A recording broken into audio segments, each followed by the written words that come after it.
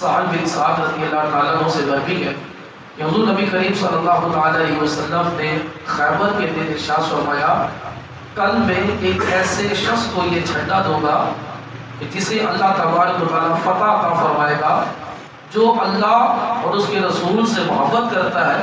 اور اللہ اور اس کے رسول بھی اس سے محبت کرتے ہیں۔ نبی کریم صلی اللہ علیہ وسلم کے اس فرمان کے بعد صحابہ کرام علیہ رضوان نے وہ رات بڑی بے چینی کے عالم میں گزاری کہ وہ خوش نصیب کون ہے کہ جس کے ہاتھ پر اللہ نے فتح رکھی ہے، وہ خوش نصیب کون ہے کہ جس سے اللہ اور اس کے رسول محبت کرتے ہیں۔ وہ رات بڑی بے چینی کی گزری، جب صبح ہوئی تو نبی کریم صلی اللہ علیہ وسلم نے ارشاد فرمایا کہ علی ابن طالب کدھر؟ حضور صلی اللہ علیہ وسلم کو بتایا نیاز کی یا رسول اللہ صلی اللہ علیہ وسلم وہ آنکھوں کی تکلیف میں مبتلا ہے۔ نبی کریم صلی اللہ علیہ وسلم نے بتایا والعلی حاضر خدمت ہوئے، حضور صلی اللہ علیہ وسلم نے اپنا لعاب والعلی کی آنکھوں پر لگایا، آپ کی آنکھیں ایسی ہو گئی جیسے انہیں پہلے تکلیف تھی نہیں۔ نبی کریم صلی اللہ علیہ وسلم نے جھنڈا عطا فرمایا اور ارشاد فرمایا کہ اللہ تبارک و تعالیٰ نے تمہارے ہاتھ پر فتح رکھی ہے۔ حضرت علی رضی اللہ تعالیٰ نے عرض کی یا رسول اللہ صلی اللہ علیہ وسلم ان لوگوں سے اس وقت تک لڑوں جب تک وہ ہماری طرح مسلمان نہ ہوتے۔ نبی کریم صلی اللہ علیہ وسلم نے ارشاد فرمایا کہ علی نرمی اختیار کرو، پہلے انہیں اسلام کی دعوت دو اور یہ جب اسلام قبول کریں تو انہیں بتاؤ کہ تم پر اللہ تعالیٰ کے کیا حقوق ہیں، وہ حقوق بتاؤ، اور اللہ کی قسم اگر تمہاری وجہ سے اللہ تعالیٰ نے کسی ایک کو بھی ہدایت عطا فرما دی تو یہ تمہارے لیے سرخ اونٹوں سے بھی بہتر ہے۔ سرخ اونٹوں کی مثال دی جاتی تھی کہ عرب کے اندر جو سرخ اونٹ تھے وہ سب سے مہنگے ترین تھے، اور عرب کے لوگوں کو سرخ اونٹوں سے وہ بڑے عزیز ہوا کرتے تھے۔ اس لیے حضور نے فرمایا کہ تمہارے لیے سرخ اونٹوں سے بھی بہتر ہے اگر تمہارے ذریعے کسی ایک کو بھی ہدایت مل جائے۔ تو میرے محترم صحابی حضرت علی رضی اللہ تعالیٰ عنہ کی شان و عظمت کی کیا بات ہے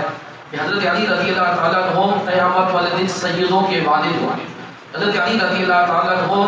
دنیا کے مقابلے میں آخرت سے محبت کرنے والے ہیں، بہت بڑے عالم، بہت بڑے مبلغ اور خدا پر پختہ یقین رکھنے والے، اور بڑی اعتماد کے ساتھ درست فیصلے فرمایا کرتے تھے، وعدے کو پورا کرنے والے تھے، دین کے دشمنوں کے ساتھ ڈٹ کر مقابلہ کرنے والے تھے، انہیں برباد کرنے والے، ایمان والوں کے سردار، اور ایسے سخی تھے کہ مانگنے سے پہلے ہی عطا کر دیا کرتے تھے۔ حضرت علی رضی اللہ تعالیٰ عنہ مکہ مکرمہ میں پیدا ہوئے، اس وقت حضور صلی اللہ علیہ وسلم کی عمر مبارک 30 سال تھی، تو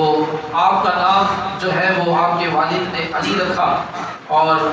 اسد اللہ نبی کریم صلی اللہ علیہ وسلم نے ان کا نام رکھا، اللہ کا شیر لقب، حیدر کرار، کرار کا مطلب کہ پلٹ پلٹ کر دشمن خدا پر حملہ کرنے والے، اور مرتضیٰ بھی آپ کا نام، مرتضیٰ کا مطلب چنا ہوا، ابو تراب بھی حضور صلی اللہ علیہ وسلم نے آپ کو نام دیا، مٹی والے،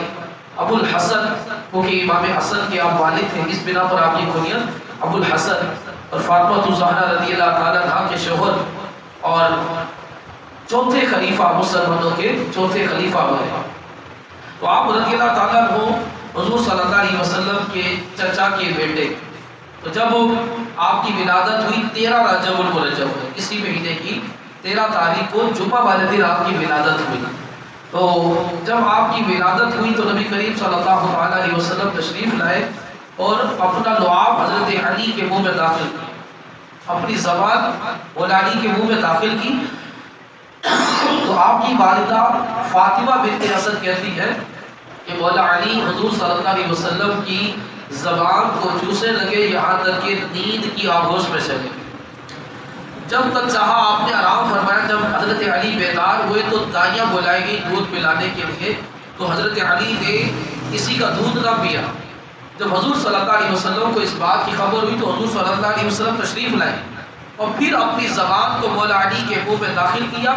اور مولا علی پھر سے حضور کی زبان کو چوستے چوستے نیند کی آغوش میں چلے۔ جب تک اللہ تعالیٰ نے چاہا یہی معاملہ رہا، یعنی کہ حضرت علی کی پہلی غذا جو تھی وہ حضور کا لعاب دہن تھا۔ مولا علی رضی اللہ تعالیٰ عنہ حضور کے لعاب دہن کو چوس کر پلے اور بڑے، کسی دائی کا دودھ نہ پیے. یعنی کہ حضور صلی اللہ علیہ وسلم اپنا لعاب دہن دے رہے ہیں حضرت علی کو، لعاب دہن دے کر انہیں مستفیض فرما رہے ہیں. ایسے تھوڑی علی کا علم کا دروازہ بنا، اور اعلیٰ دار الحکمت کہ میں حکمت کا شہر ہوں، علی جنبابھا، علی اس کا دروازہ ہے.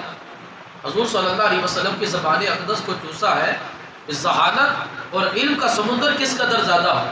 ایک صحابی رضی اللہ تعالیٰ عنہ کہتے ہیں کہ قرآن پاک جو ہے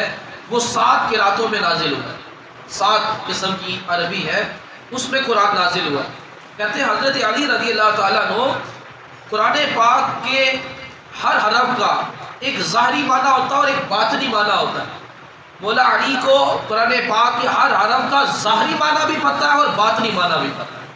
پورے قرآن کے ہر حرف کے ظاہری معنی کو بھی جانتے ہیں اور باطنی معنی کو بھی جانتے ہیں. حضرت علی رضی اللہ تعالیٰ عنہ کا قد نہ زیادہ لمبا تھا نہ ہی زیادہ چھوٹا تھا، درمیانہ تھا. داڑھی آپ کی بڑی گھنی تھی اور چہرہ خوبصورت چودھویں کی چاند کی طرح چمک رہا تھا، اور ہتھیلی کی ہڈیاں بڑی وزنی اور ہاتھ بڑا آپ کا مضبوط تھا، اور داڑھی کے بال بڑے گھنے اور ہر بال انتہائی سیاہ، بغیر